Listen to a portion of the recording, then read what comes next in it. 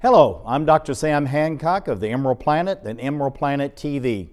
We come to you on a week-to-week basis from Washington, D.C. in the United States as we look around the globe in 144 different nations, looking for those 1,000 best practices, the technology, services, and products that are making a difference as we move through the 21st century. And as we have a planet of 9 billion people by 2038 and possibly 12 to 13 billion by the end of this century, how are we going to be able to take care of all these people on planet Earth? And that's what Emerald Planet's all about. We come to you looking at the solutions, the best practices from around the globe as we create the Emerald Planet. Hello, welcome to the Emerald Planet. We're making a difference as we move through the 21st century. And seeing the long-term impacts of climate change.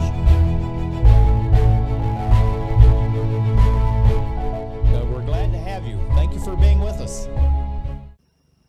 Talking about organic living and organic plants, flowers, herbs, vegetables, and now we're talking about even fruit. Jay McFall, she's the president, master gardener of Organic Living. And we're going to be talking about actually planting your own orchard. So looking at trees and the yards, both the flowering trees and the fruit trees, why is it so important to have trees in our yards, along our streets, in the cities, you know, everywhere around us? What are we getting out of these trees, Jay, that we just wouldn't have otherwise?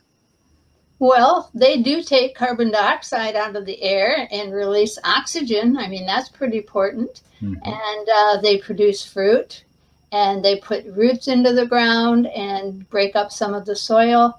But I love trees, and I hug trees, and I like to climb trees too. So trees are very important to us all. Like a friend of mine said, it's never too late for a happy childhood. So you're not giving yours up anytime soon, it's obvious. But looking at planting trees, this is something that's very important. So the gentleman who's actually planning this and teaching his young assistant here, the young assistant will be seeing these for many years in the future, maybe not so with adults. But why is it so important that we plant as many trees as we possibly can and have them spread out around our houses, the streets, all of the dense built surfaces that we can? Well, there's a lot of different kinds of fruits that we could grow, and most of them we can't even get from the grocery store. And so that's one reason. Another one is that when you have these trees, you know, if you can't find any food, if something happened, you would have everything that you would need to eat. And knowing how to plant them is good, because then they'll live a long, healthy life and produce a lot of food for you. Right. Now, this is something we've talked about a little bit before as far as growing soil. And I want to go back to that because I think this is a good photograph of that. We're planting a tree, of course, and that's going to live hopefully many decades into the future.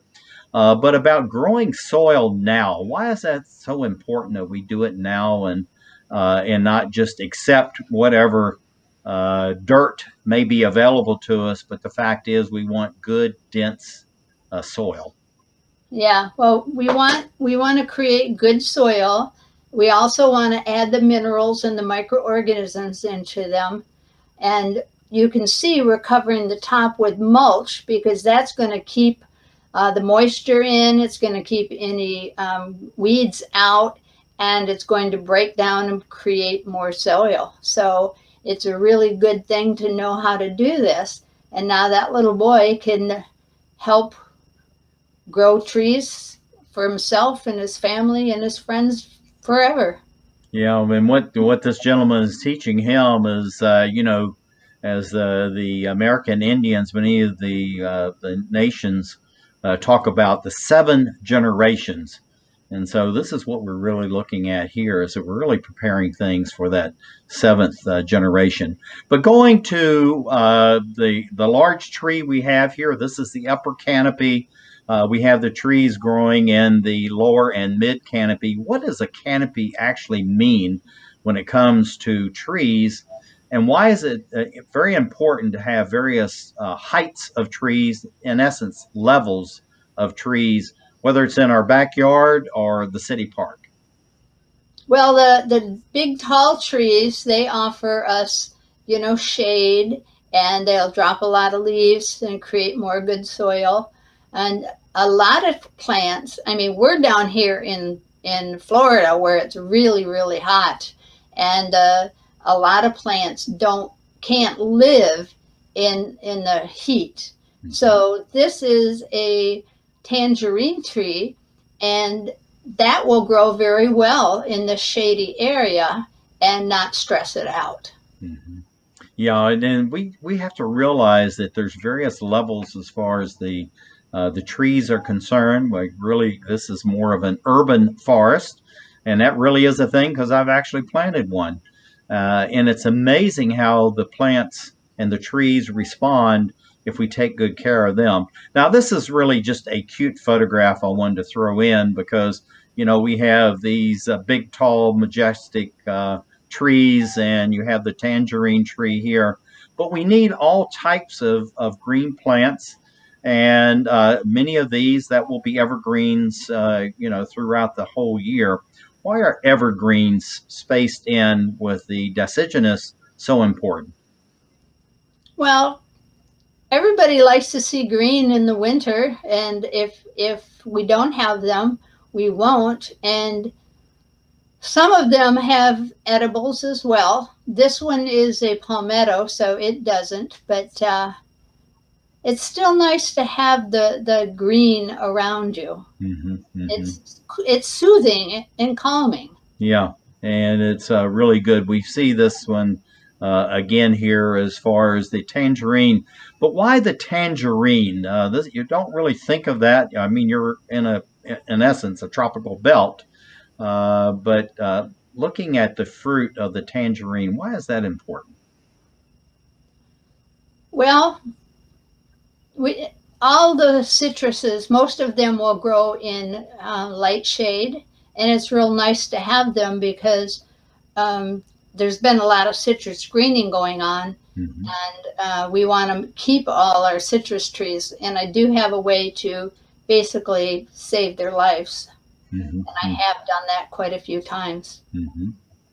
Now, looking at this particular tree here, this is looks like something that's growing out into the wild, but it's in an urban area. Why is it so important? This is a Moringa tree. It's from Africa, and they call it the miracle tree or the tree of life. And it's got all kinds of antioxidants, anti-inflammatories, vitamins, minerals. It's one of the plants that people can take who want to get healthier. Mm-hmm. And it's just a really, really wonderful plant. Mm-hmm. Yeah, and this is something we need to think more about is, you know, heal thyself is another one of those old ancient axioms that we have to think about. You know, we talked about, you know, food is medicine, but heal thyself really is important as far as using all natural herbs and plants, flowers. Now, looking at this arrangement here where it's growing in full sun, this is part of the decor. Why have this different type of mix? Because we see a very dense, almost forest in the background, very dark, probably very cool. But then right out in bright sunshine, you have this plant. What is it doing and why is it important? Counterbalance to those that are more in the shade or being a recluse. Well, this is a Meyer Lemon, and it's only going to get at the most 8 foot tall and 8 foot wide, but it's very, very, very productive. So you can see this is a walkway going into the house, so you can come out and very easily pick lemons when you want to eat them. Mm-hmm. What a great way of having it. But, you know, people think we have to have huge tracts of land to have our own little forest. But what you're showing here is that you can be in a built environment and still have your own little forest. Yep, there's lots of little fruit trees there, and they will grow up, and they'll produce a lot of food. Mm-hmm. And this is something that goes on for decades too, right, Jay? Yes. Mm-hmm. Now, why we have to think about this, I'm going to leave this up for just a minute. Why do we need to think about next generations as far as planting trees are concerned and having your own orchard? Well, I grew up in Michigan, and we had orchards all around us, all kinds, and we also had our own fruit trees. Mm-hmm. And there's nothing better than going out and picking fresh peaches off the tree, or cherries off the tree, or grapes off the vines. And, you know, to be able to eat the most nutrient dense, safe, because you know you're not going to put poisons on them. And so you're just going to be healthier and happier. And it's a wonderful thing for neighbors and kids and grandkids to learn how to do this. And have you've eaten a lot of things off your trees, right? Mm-hmm. Oh, yeah. We had an acre garden right beside my house. Plus we had our own orchard right next to the house. Yeah, so nothing's better than that. Yeah, you go out and you pull your own. Let's just go through some of these photographs. Tell us what we're looking at, and again, why important. Okay, these pink flowers are peaches. You can see the little peaches growing on them too. And peaches, that's like probably my favorite fruit. I just love peaches. Mm-hmm. So that's why I put that one in. And these are tangerines.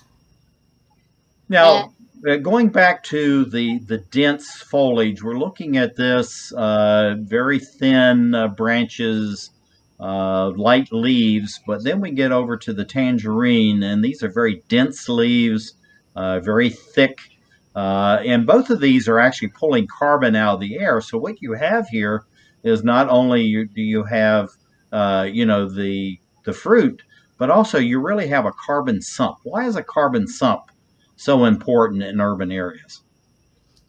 Well, carbon dioxide is not good for us, but it's good for plants. So it's a win-win situation. That purifies the soil, purifies the air, and it helps them grow and produce food. That's pretty cool. Mm-hmm. Yeah, and this is really a beautiful photograph. What are we looking at here? These are the Meyer lemons. Mm-hmm. They're nice big lemons, and they're very productive, and they're very delicious. Mm-hmm. Now, looking at these older trees, we've been looking at a lot of new trees, but this is what we're looking forward to, is to have these old growth trees and allow them to be with us for the future. So as far as organic living, let's go out on this question. What do you see for the growth and development of organic living, not just with you, but organic living across the globe over the next 5, 10, or 15 years? And we got about 20 seconds to do that.